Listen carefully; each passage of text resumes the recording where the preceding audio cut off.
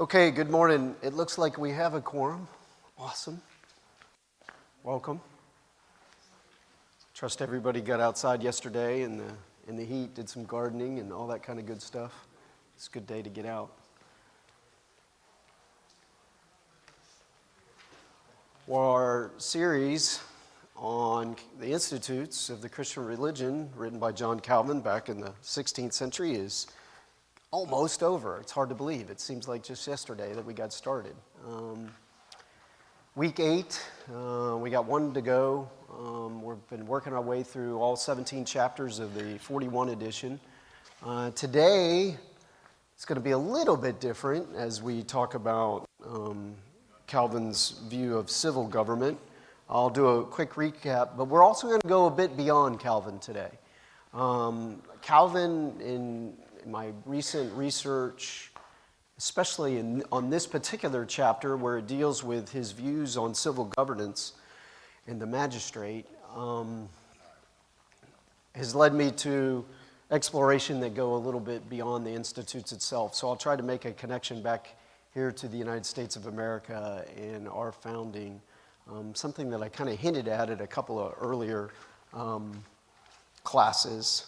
So, hard to believe, here we are, chapter 16. Just as a quick reminder, quick refresh for those of you that may have missed a week or so, chapter 14, really important in Calvin's treatment of Christian freedom. So what did he remind us of? It consists of 3 parts. Basically, freedom from bondage to the law, freedom to obey without constraint, meaning allowing our conscience to do that, and freedom in the use of indifferent things, as long as they are used in an indifferent manner. And we covered that in chapter 14. That set the stage for where Calvin was going to help us understand that man is subject to 2 forms of rule. And these 2 forms of rule include both spiritual and secular, or civil and political and the church. And then in chapter 15, we talked last week about the power of the church. And I illustrated for you that much of that chapter is devoted to Calvin's analysis of the accretion of man-made components that have influenced the Roman church over time. But he also goes through and talks about this pattern of behavior, a pattern of piety, and how we should live here on this earth. And he strongly believes in these 2 powers, both civil and religious. And so now, as we progress, as we go into 16, we turn now to Calvin's treatment of the other sphere, the civil sphere, if you will. That's hard to say out loud, I must admit. All right. Civil government. So Calvin, like he always does, very early on in the chapter, tells us immediately what he's going to lay out over the course of this particular writing. So it has to do solely with the ordering of civil justice and the reforming with outward morals. So this is about man's participation in a broader society on the planet that we live. Christ's spiritual kingdom and civil society are not the same. Like always, Calvin's going to make these distinctions. And in this case, he makes a very stark distinction between the spiritual and the secular world. Christ's spiritual kingdom and civil society are not the same. Now, why is this important? Well, if you remember in that prefatory letter to Francis, Calvin addresses the issue, and yes, he's going to talk about the Roman Church, but what he's very, very careful to do as well is to make clear distinction between the Anabaptist movement that is going on simultaneously with other Reformation activities, especially in France. And the Anabaptist view would be, no, they're going to remove themselves, if you will, from a secular society and not even not pay any attention to the role of the civil magistrate. And that is going to be a clear distinction between what Calvin is saying as he looks at Scripture, as Calvin reads Scripture and translates that into instruction, And it's a very clear distinction.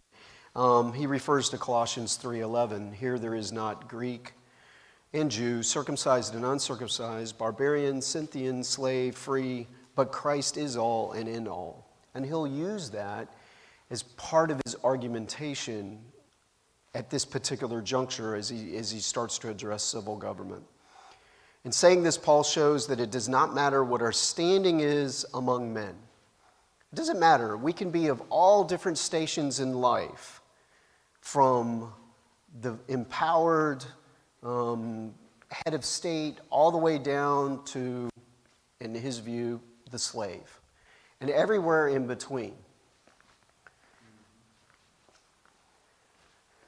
What matters is the nation's laws, because Christ's kingdom lies in none of these things.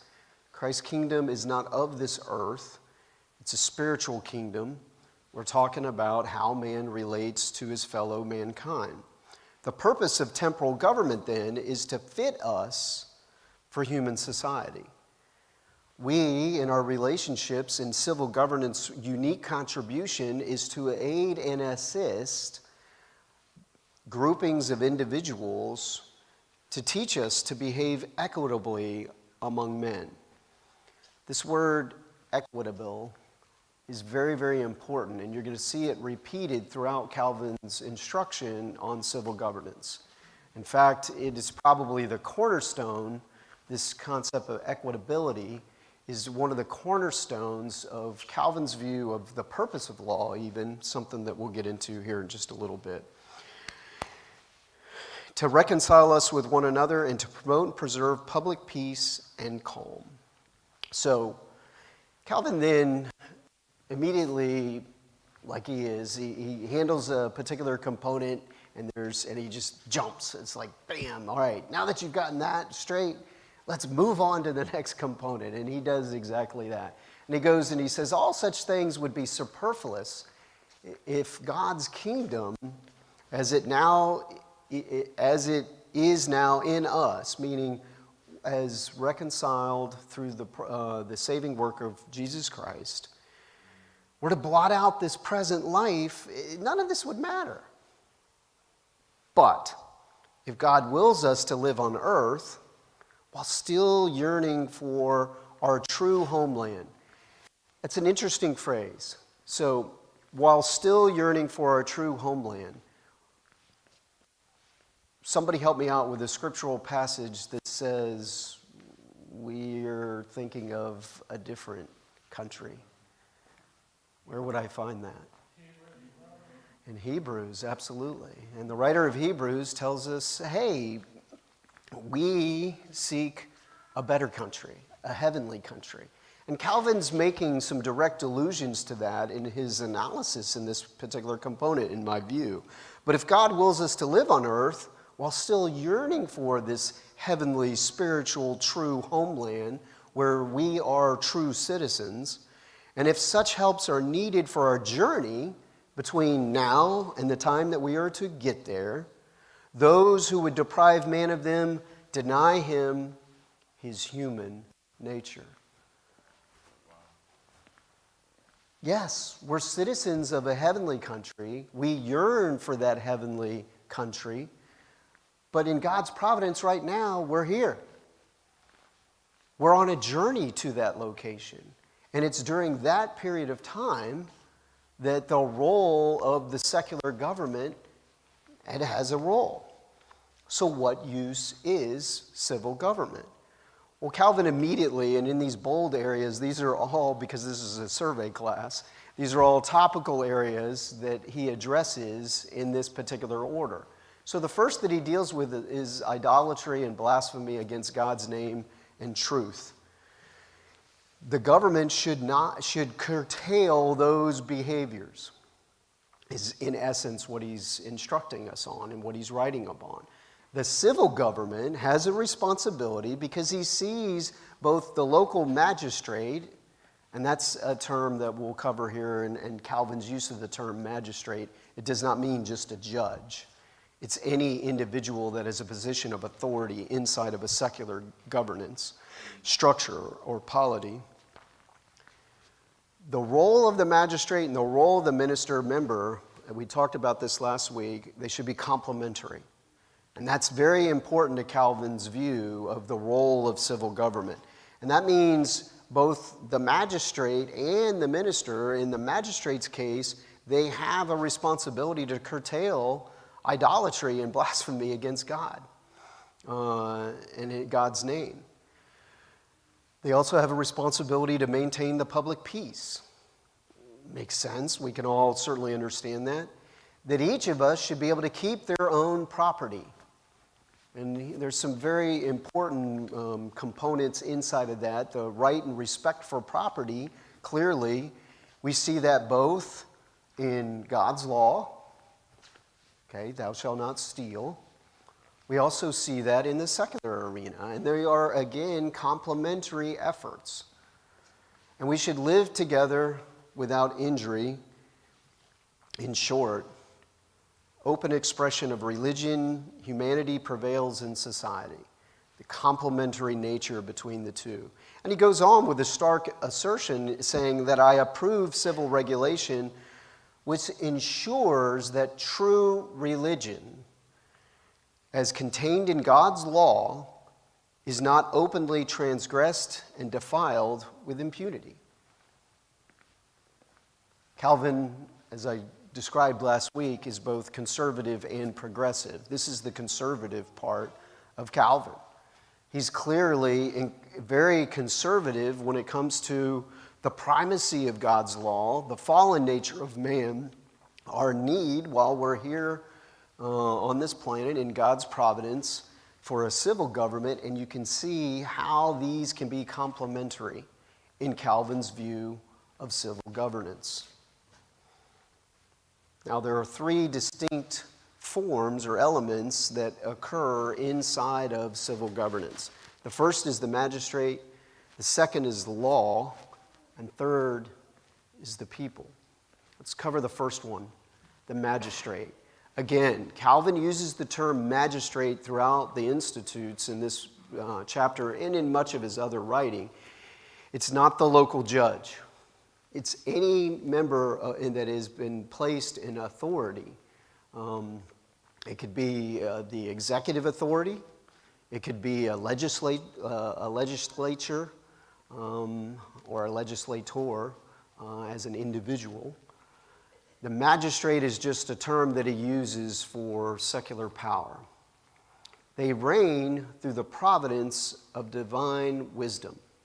Now notice where Calvin is never, ever going to deny God's providence.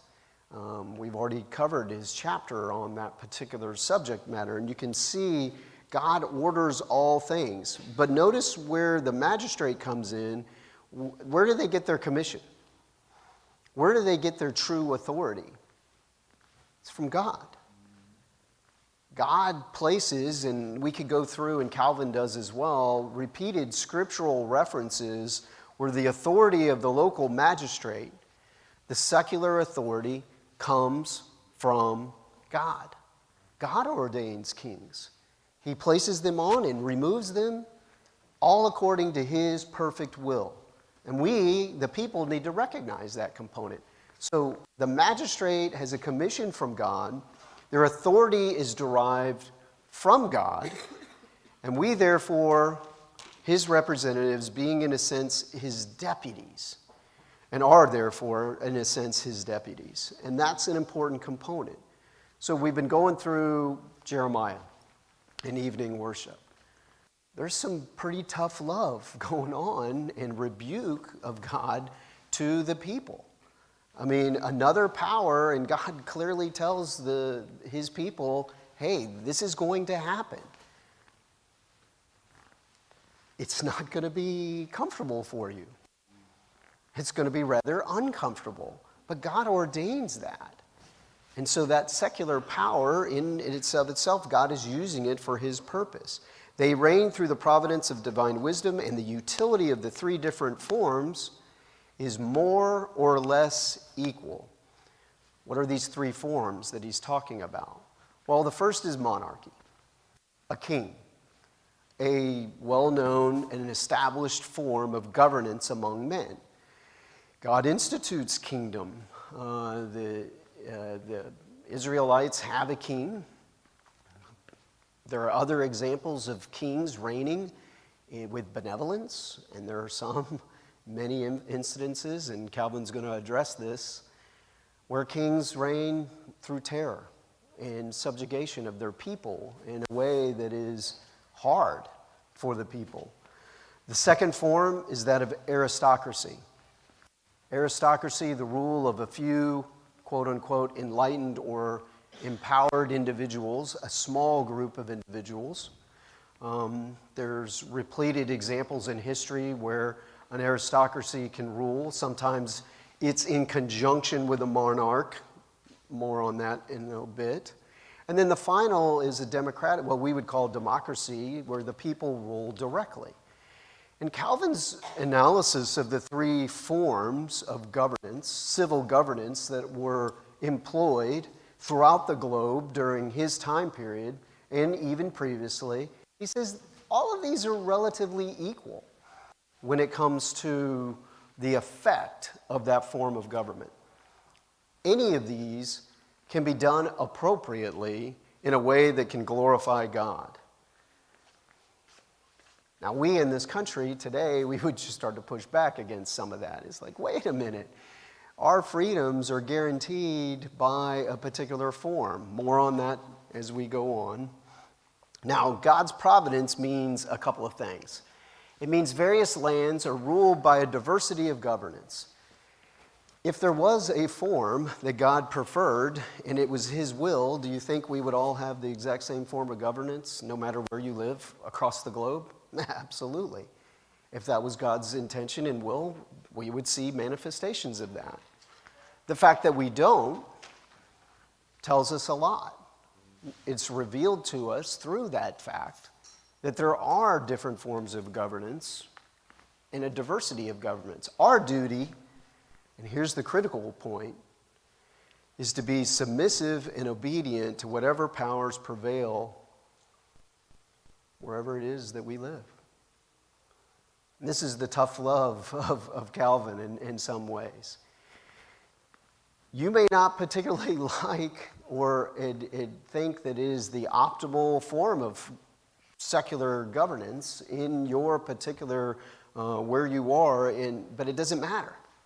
Our job, our ultimate duty, is obedience to the revealed will of the Lord. And the revealed will of the Lord is this particular civil structure, governance, has been placed over you. Do you think the early Christian church was entirely comfortable living inside the Roman Empire? Probably not. And what did the early Christian church do to demonstrate that they were Christian? What did they do? They lived according to the Roman law. They lived according to the Bible. Their polity, the church, and how it was interacting with the civil governance was to be an exemplar that they are not a threat to the nation state. And they had to endure an entire period of intense persecution and ultimately prevailed in God's providence over time. It's a great example of our duty. Christ turns to, in his teaching during his public ministry here on earth, and he says, render unto Caesar that which is Caesar's. Give the individuals that God has placed in authority above us all due honor and respect for their station and who they are. Now, whatever the form, the magistrate, meaning the local governance structure, whatever the form, monarchy, aristocracy, or democracy, the charge to those who rule is exactly the same. It doesn't matter the form. It's to protect and preserve peace, integrity, innocence, and moderation, and provide for the general safety and tranquility of all the inhabitants of that local region that is being governed by whatever form. And Calvin's pretty straightforward at this juncture. Now, he then goes into three immediate areas of interest. One is the severity of punishment. And I've just kind of characterized his teaching in this section of the chapter pretty quickly. Severity of punishment. We see a great diversity of severity of punishment. In one land, if you steal, your hand's getting cut off. In another land, it's death. In another, it's imprisonment. And so, why this diversity of punishment? Well, Calvin very logically says, well, different people need different incentives or disincentives to transgress the law, and they're at different places in their growth. And so the severity in many instances is a direct correlation to what the people need. And so this is entirely understandable that we could see a mixture in terms of punishment and its severity, depending on the people that are living in a particular region at that time. These differences are allowed. They should be proportional, however. And that's Kevin Word, kind of my summarizing that particular section of his work. What about just warfare? So he uses an interesting analogy. He says, hey, if we're going to punish bandits and thieves, and that's in the law, well, why wouldn't you do that at the same level when a nation state is coming to do the same thing on a much larger scale from one nation to another, or from one region to another? It's the same thing. So defeat efforts whose inequity corrupts the discipline of the law. That is the role of the magistrate, is to protect the people so that the corruption of the law by an outside force, it's entirely just. And the magistrate is armed with the sword, the ability to perform just that. Obviously, taxes. Taxes are interesting. The section on taxation that Calvin provides, the first thing he says almost is, if the ruler is taking your hard-earned tax money and using it for an elevated lifestyle, that's okay. And to our modern ears, we kind of look at that and go, really? You know, what about he goes, no, God has entrusted them with a particular station in life and a responsibility, and it's okay. And he goes right back into, obviously, the Bible, and give me an example of a king appointed by God whose lifestyle was different than that of the common man. Okay, Solomon. Yeah, we could just go a lot of them, right? I mean, and you see evidence of that. It's okay to use those revenues. However, it should also be to the welfare of the whole population to use those tax revenues for that welfare. And he addresses both sides of it.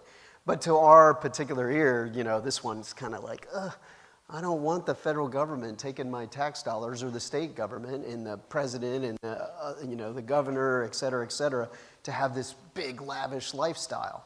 That's not right. It's part of who we are as Americans. More on that in a bit. All right. That's basically a summation of Calvin's treatment on the magistrate themselves, the people that perform these roles. Now we transition to that other element, the law. So he says the law, and he quotes Cicero in this particular example, is really the soul of every commonwealth. And you can see I put down the page number. It's hard to believe we're already up to page 769 after a few short weeks, right? When was the last time you read a 700-page book just like that, right? So here we are, page 769. He says the law is almost the soul of every commonwealth.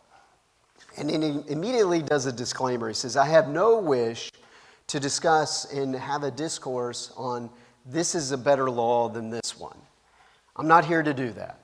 But what I am here to do is talk about the three parts of the law: moral, ceremonial, and judicial.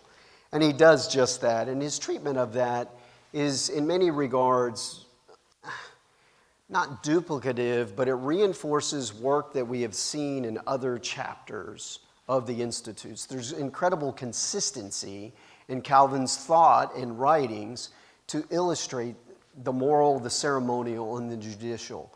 And I commend that section to you, especially as we start to think about it, how it then translates into the civil arena.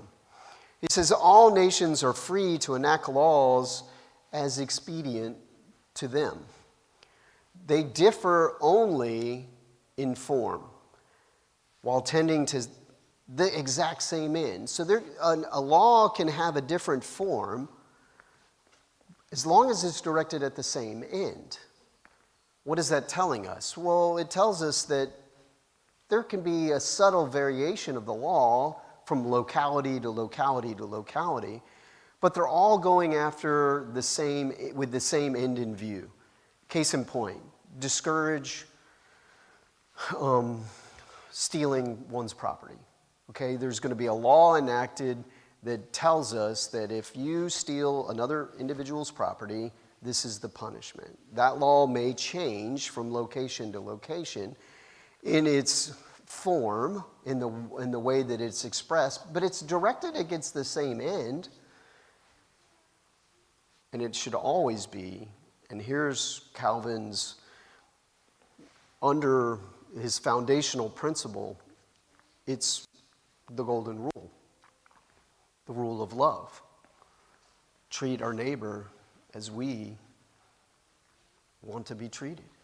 And that becomes really, if you will, the foundation for Calvin's treatment of the law.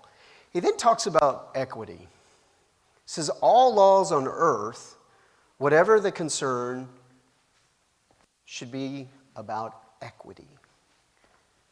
Equity.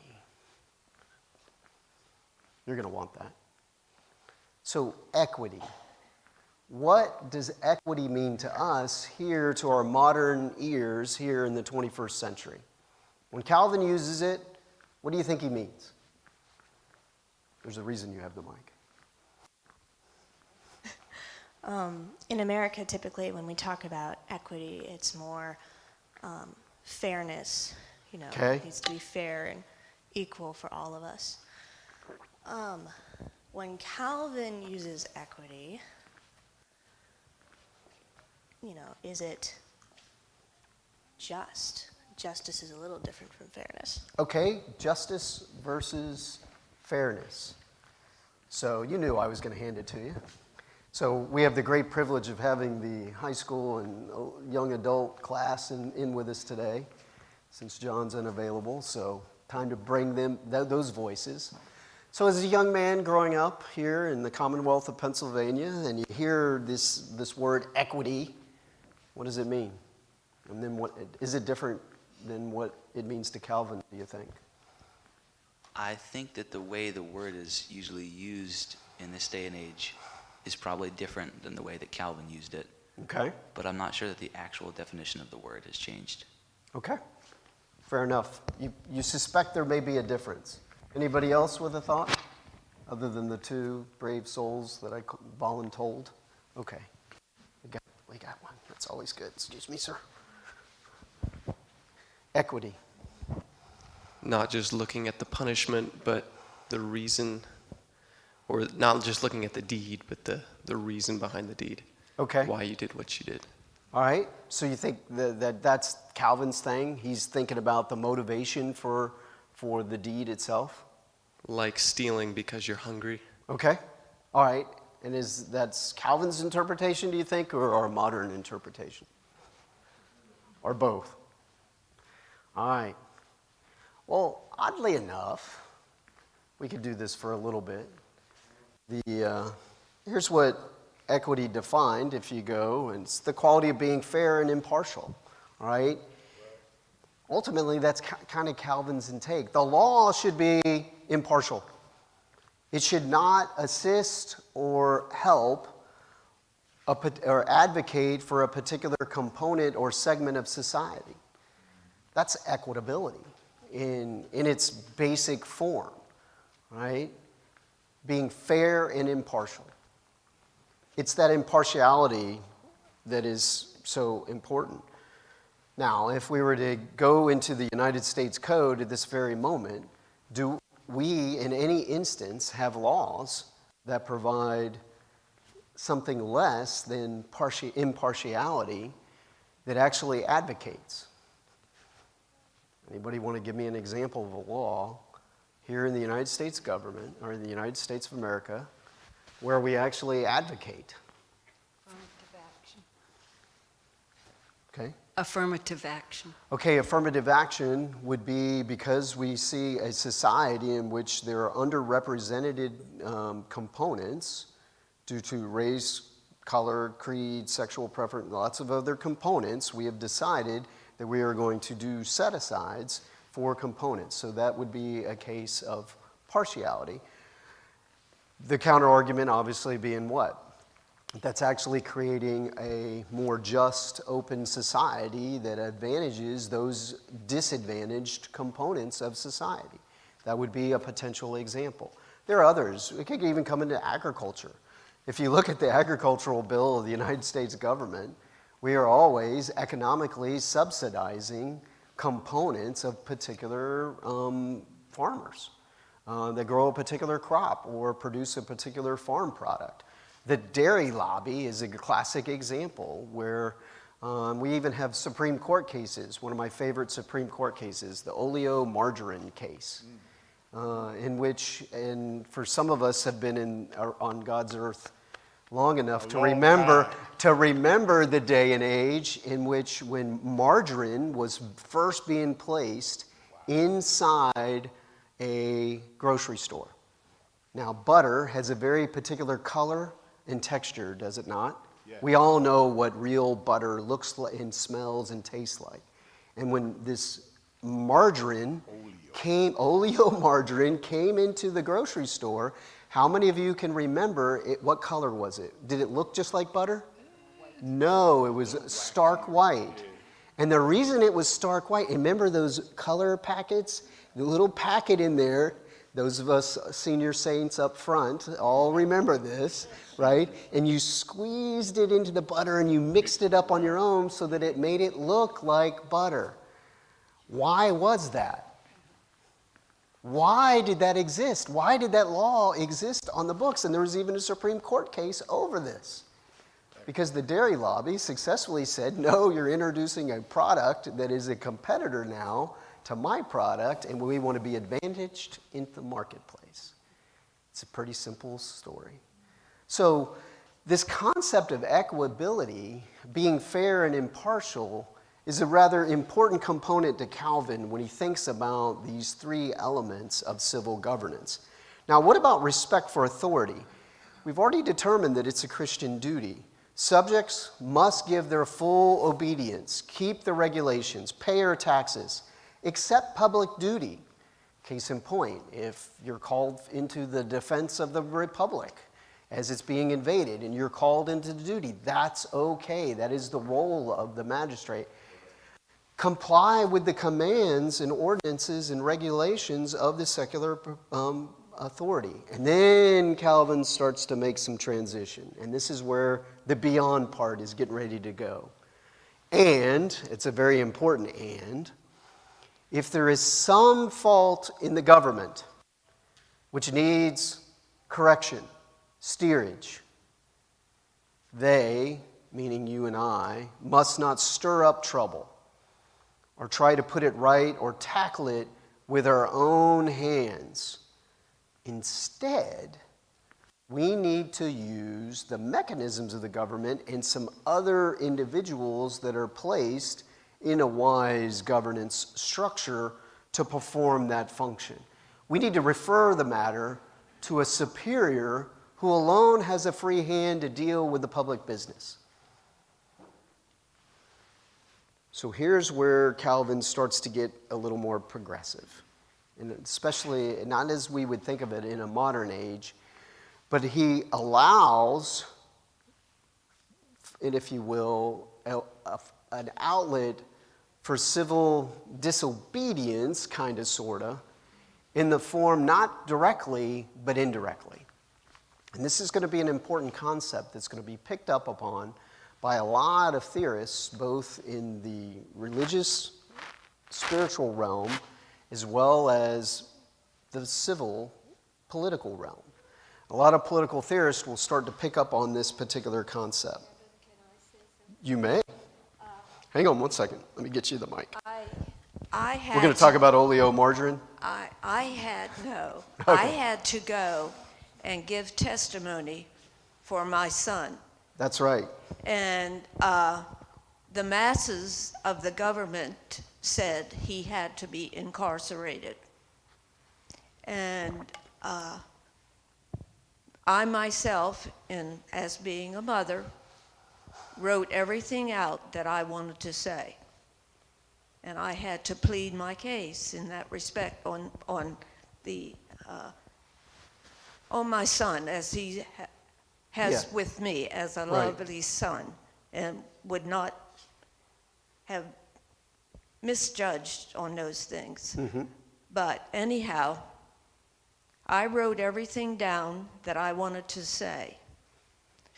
But whenever I got up in front of the judge, the Lord took over. The Lord took over. He put every word in my mouth that I said to that judge. And she asked for another piece of paper, and she said he could be in charge of, I could be in charge of him being in my home, that I would be the one to more or less see what was going on. Right. And I mean, this I would say would be the equity of that judge on using her own intelligence for the law, and it just worked out. Absolutely. Worked out for the best. And the reason it worked out was who was really in charge? God was in charge. Absolutely. What a great story about how God can use the civil magistrate to further advance his kingdom. I didn't know what her Absolutely. affiliation at all with the church, Good. with her religion or anything. Absolutely. But I did cry. I'm not saying I did not cry. And I don't know if maybe she was, but God just moved in me, Kevin. Really. He did. Absolutely. And it just worked out. What a great example of God's providence It just worked out. played out in a way, in a very difficult moment. What about the unjust ruler? And Calvin's not going to shy away from the unjust ruler. It happens, and in Calvin's words, more often than not, most rulers forsake the proper path. It is not uncommon at all for the local civil authority to go down a different path. Obedience is owed not only to the just ruler, or only to the just ruler. That's a false statement. Calvin would not agree to that at all. He reminds us again at this section to direct our minds to our duty, obedience to the revealed will of God. Classic example. And then Calvin posits a very important distinction, especially for the history of our nation. And this is where we're going to transition to the beyond part, because I'm going to take this assertion, this observation by Calvin, and trace it in the time that we have remaining into the formation of our country. We'll see if I can pull it off. There may be magistrates appointed as protectors of the people in order to curb the excessive greed and the licentiousness of kings just in former times. Hey, amongst you, there's somebody that's been appointed to be a correction, a check on the power of a king gone awry, that is tyrannical, that is oppressing the people. And amongst you, there is a check in the system. And this is going to be a very, very important distinction. He said, I would not forbid, this is Calvin, those who occupy such an office to oppose, to withstand as is their duty. That's why you exist, and that's why you have that office, the intemperance and cruelty of kings. Now, can anybody think in a period of our history here on the North American continent where this is going to become incredibly important? You bet. And it's a time period, obviously, from about 1760, coming out of the French and Indian War, when we were all British subjects, until a time that we all know as the Revolution. So, thus the beyond part. Here's my view. I've been doing a lot of research in this area. This premise from Calvin is going to be, in part, partially transported to the North American continent by a man by the name of John Witherspoon. John Witherspoon is a very important figure in our nation's founding. Many of us don't even know who he is. I'll tell you more about Witherspoon here in just a little bit, but he's a Scottish Presbyterian minister who becomes the president of Princeton College, the College of New Jersey, after the death of Jonathan Edwards. Now, or in Princeton. Now, if you trace the intellectual thought that informs the foundation of our nation, basically our civil society, from Calvin through Witherspoon to a fellow by the name of James Madison. And I'll show you how that connection works. So Calvin, if you summarize Calvin's views here in the secular civil governance, the doctrine of fallen man, primary importance. Man is fallen. Our inclination is to sin. And it's only by grace that any of us keep from that repeated. It doesn't mean that we're as bad as we can be, especially when God places his constraining power on us. It keeps us from becoming as bad as we can be. And civil governance has a responsibility in that. Government will abuse power in a tyrannical direction. You can absolutely take that away from Calvin. Thus, you have a two-power theory, and that's what we've been covering this week and last week. The church, as well as civil governance. You should have a respect for divine law that gives citizens the right to resist tyranny when it exists, though it should be done through the underservants or lesser magistrates, according to Calvin. Now, Witherspoon is the Scottish Presbyterian minister and president of the College of New Jersey, as I've stated. He's a signer of the Declaration, the Constitution, and he's a professor who taught James Madison.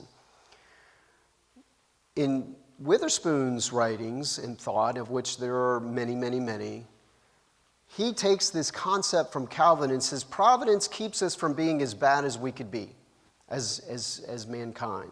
Man, because of the fall, ultimately we're going to direct our actions to the wrong end, and that is not to glorify God, but to ourselves. It's our sinful nature. And Witherspoon recognizes that. So, a map. This was for Matt. Many of you don't know, and you can ask Pastor Matt what his undergraduate degree was in. And the other thing that, and I know the screen's not quite the perfect lighting capacity here. What I want you to see is the influence of Scotch-Irish migration in the U.S. If you think about the Philadelphia and the Port of Philadelphia, it could be New York, it could be Boston as well, and you think of all those Atlantic ports, in a very particular time in our history, there's a lot of Scotch-Irish that are really starting to come in. How many? Well, lots of them. On or about 1775, there's about 3 million people living here in North America. Many come through places like Philadelphia, and they move to the frontier, Carlisle, right?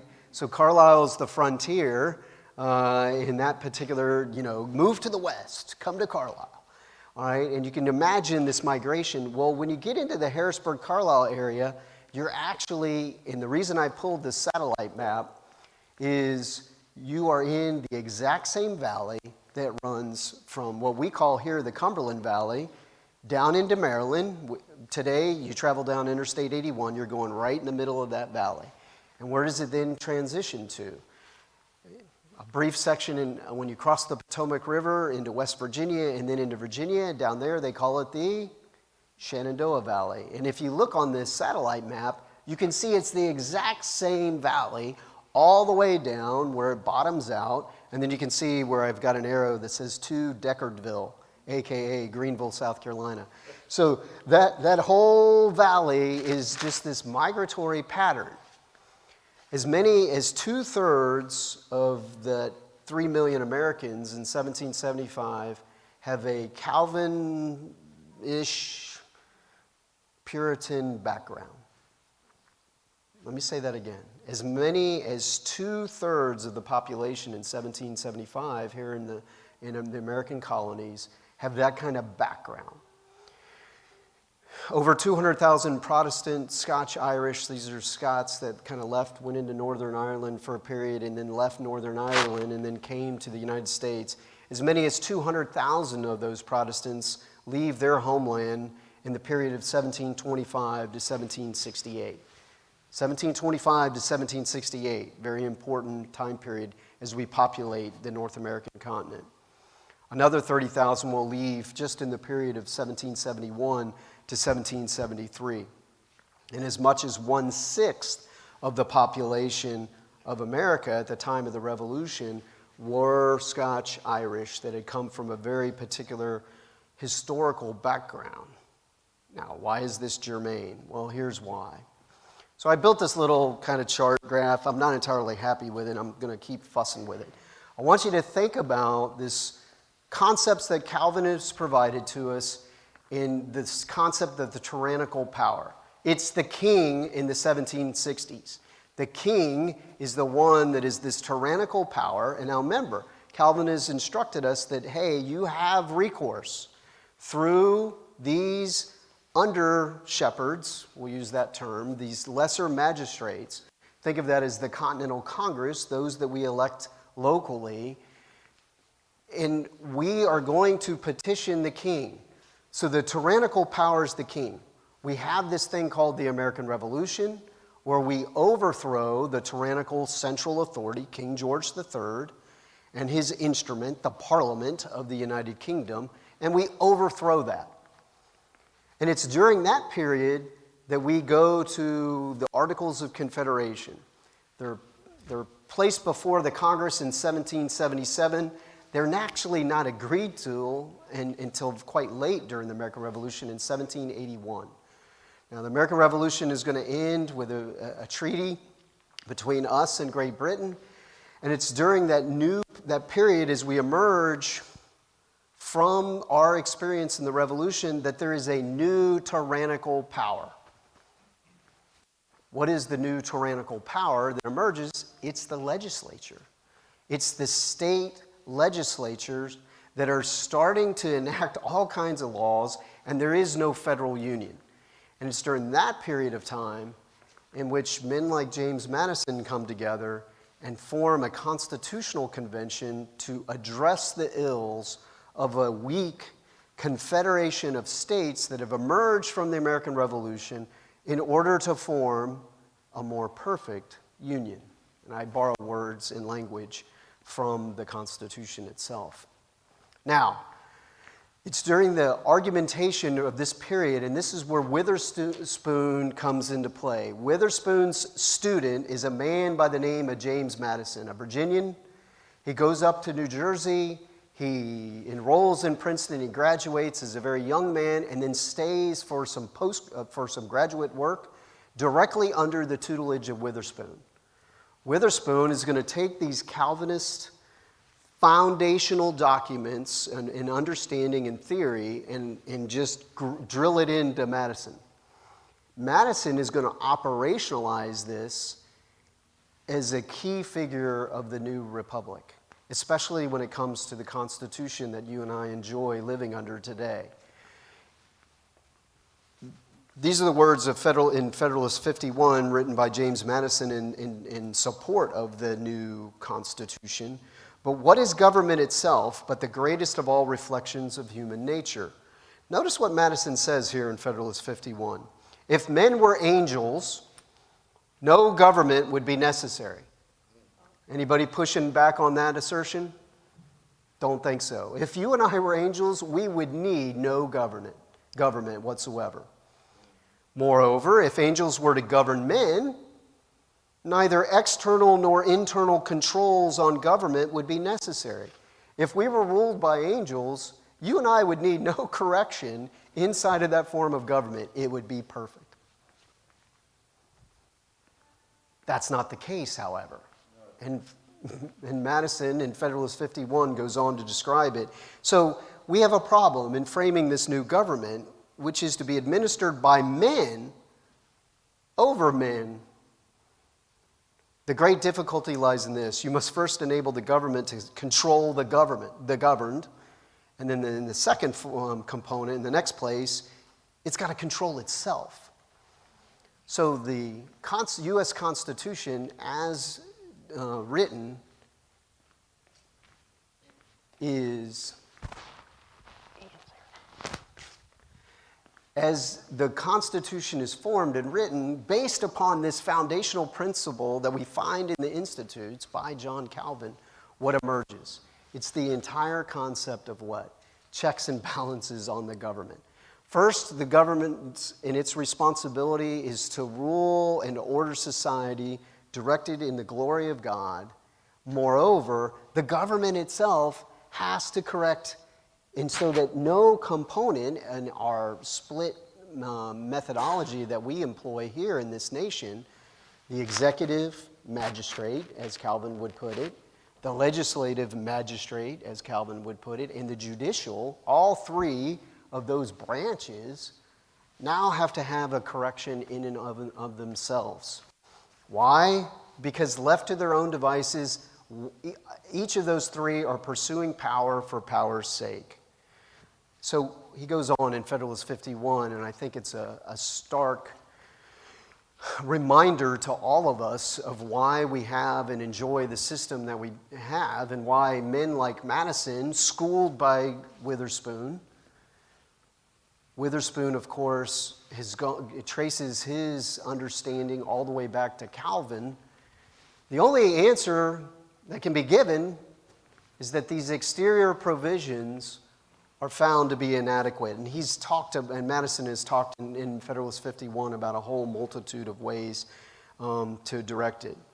So we have to contrive a structure, an interior structure inside of our governance that several constituent parts, meaning the executive, the legislative, and the judicial, are all going to be what? They're going to keep each other in their proper places. So you can see a direct path from Calvin through Witherspoon to the Constitution that you and I enjoy this very, very day. Now, most of us knew this part of the story, probably without me having to kind of point it out today. I'll end here in Federalist 10. As we've looked at Calvin's treatment of civil governance and civil society, and we think about its manifestations here, the same human, Madison, writes in Federalist 10 a very important concept, and it's a concept that we all struggle with today. The public good is often discarded, is it not? Do we see that in days in history books? Certainly. Do we see it in our own day and age? Absolutely. Why is that? Well, it's about factions.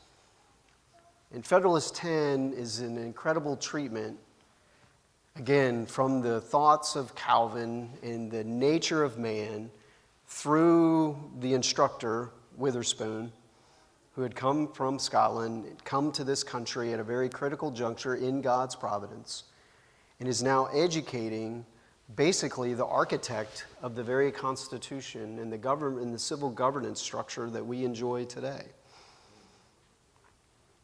The superior force of an interested and overbearing majority can be just as tyrannical as that of a king, or that of a group, an oligarchy, an aristocracy bent on promoting their own welfare and that the general welfare of the people.